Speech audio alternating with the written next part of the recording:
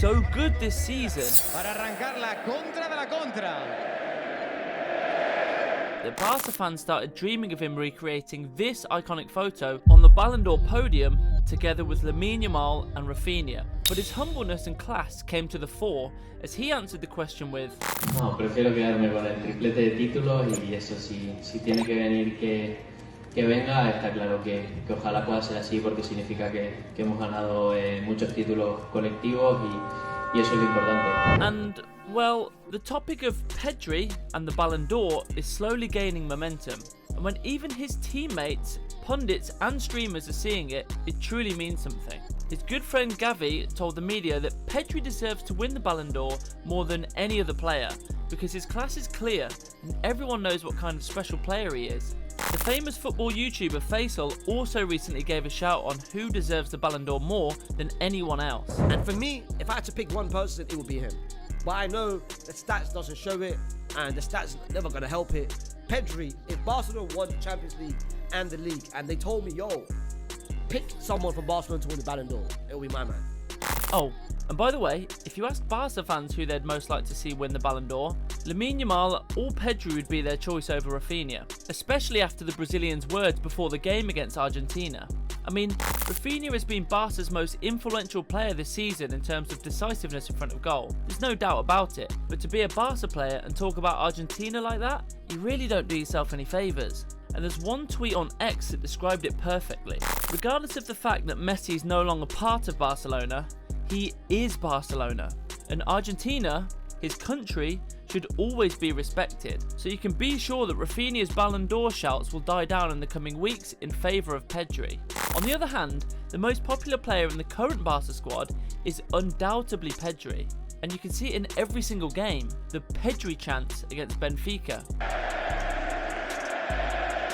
against Las Palmas, against Borussia Dortmund, against Mallorca. Pedri. He is loved all over Spain for his class, for his talent, but above all, for his modesty.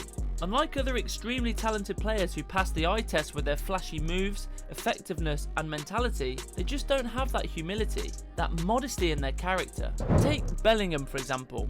Jude is the complete opposite of Pedri, cocky, even arrogant at times. And that, by the way, you can see that after he arrived at Real Madrid if I'm being completely honest. He wasn't like that at Dortmund, but as soon as he came under the spotlight, he showed a completely different attitude. An ugly gesture at the Euros, swearing towards the linesman against Atletico Madrid, and then the very next game, swearing at the official referee this time, and rightfully getting punished for his words with a red card and a 2-match ban. I don't know about you, but I can't imagine Pedri even thinking about doing any of these things. All in all, not to push a narrative here, but don't you think that with all these examples, together with the everlasting negative reputation of Vinicius, Barcelona look like a club with a lot more class these days? And before we get back to the main topic, just one more curious example to prove my point. In one of his recent press conferences before the league game against Osasuna, which happened to be played 45 hours after Araujo and Rafinha's internationals, Hansi Flick was asked to comment on Carlo Ancelotti's complaint that Real Madrid play their games on less than 72 hours rest. Well, Flick's answer was simply, "We are Barca, not Real Madrid, and I'm proud that we're Barca."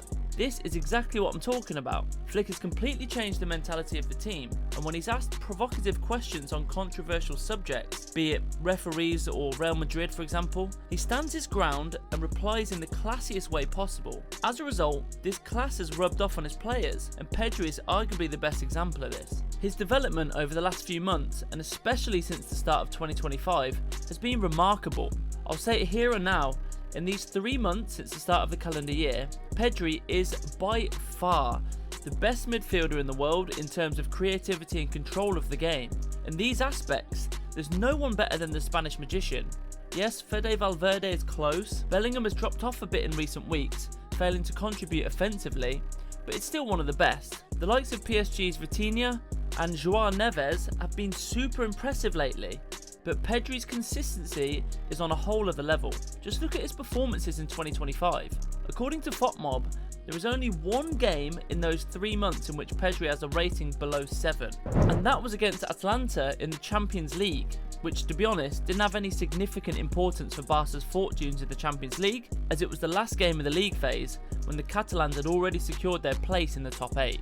In all other games, whether he played an average of 45 minutes, as he did for Spain in their 2 Nations League games against the Netherlands, or played the full 90 minutes in more or less every game for Barcelona, Pedri has been exceptional. According to the stats, Pedri is 3rd in La Liga in chances created, 47 at the time of writing. He's 7th in big chances created, and 4th in expected assists in the whole league. The leader there is undoubtedly one of the most prolific creators in La Liga this season. Villarreal's Alex Baena, who sits on 10.5, ahead of Rafinha, 8.2, and Lamine Yamal, 7.6. Pedri follows closely on 6.5, but the really fascinating thing we notice is that of Barcelona's biggest creators, Pedri is the one who underperforms his expected assist rating, and that happens because out of those chances that have generated an XA rating of 6.5, he has only 4 assists to his name, and this is arguably the most creative midfielder in La Liga this season, which means 2 things. Firstly, his teammates are failing to convert the chances he creates, and I mean by a lot. Just take a look at these brilliant balls from Pedri that have somehow been missed by his teammates. For example, the brilliant chance he created for Jules Koundé in the 5-4 thriller against Benfica. Pedri spotted the Frenchman's run in the penalty area in that highly nerve-wracking environment and chipped the ball over everyone, but somehow, even when going one-on-one with the goalie, Koundé was unable to convert. But for all those thinking, well, it's their right back, you can't expect Koundé to score that. Let's look at 2 more examples of Barca's top scorers this season, Lewandowski and Rafinha. The first came in the 1-0 defeat to Leganés in December. Pedri received the ball in space in a situation where you wouldn't expect anything interesting to happen, but it did, because Pedri's magic is unparalleled. He squared the ball with his weak left foot to Lewandowski, who had a 100% chance to score, but missed.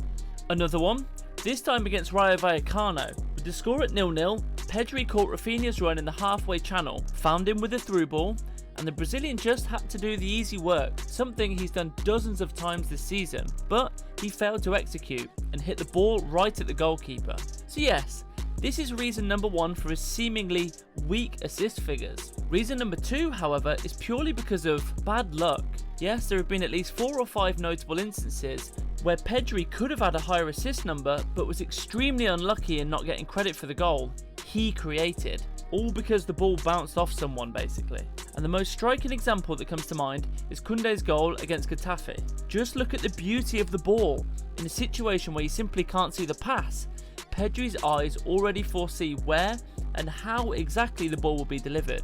But as luck would have it, or rather the lack of it, Koundé fired the ball, it deflected off the goalkeeper, and then the Frenchman simply tapped it into an empty net. This is like the brilliant example of a goal that was 95% made by Pedri, but in the end, statistically, he gets nothing out of the situation. That's why the easiest way to tell if someone is watching Pedri is the way they talk about him.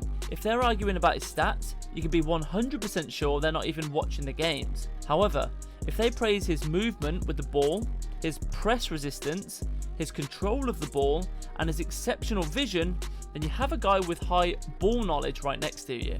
Still, despite his low goal contribution tally this season, it would be absolutely incredible if Pedri somehow wins the hearts of the voters and gets them to vote for him in October for the Ballon d'Or. Just look at the way Thierry Henry, one of the game's greatest, talks about him. People often go to the killers, and you will go to Rafinha.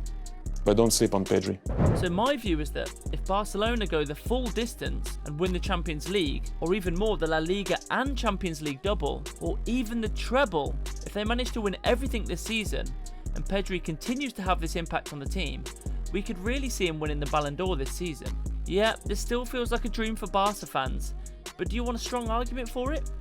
The last edition of the Ballon d'Or. Yeah, that's right, Vinny, who had the stats in his favour, still couldn't beat Rodri, who has always been regarded as a team player, just like Pedri. But the truth lies elsewhere. To win the Ballon d'Or, you need 3 things. First, you need class. Second, you need to be highly influential for your team, both on club and international level. And third, you need to win collective awards. And, well, Pedri has the first 2, and together with his teammates has all the tools to achieve the third. Now it's time for you to say, do you see Pedri as a future Ballon d'Or winner, or do you not understand the whole hype about him? Share your thoughts in the comments below. Also, don't forget to like and subscribe. If you've come this far, it looks like you're enjoying our content, so don't hesitate to push us up the YouTube algorithm. Thank you very much, and I'll see you next time.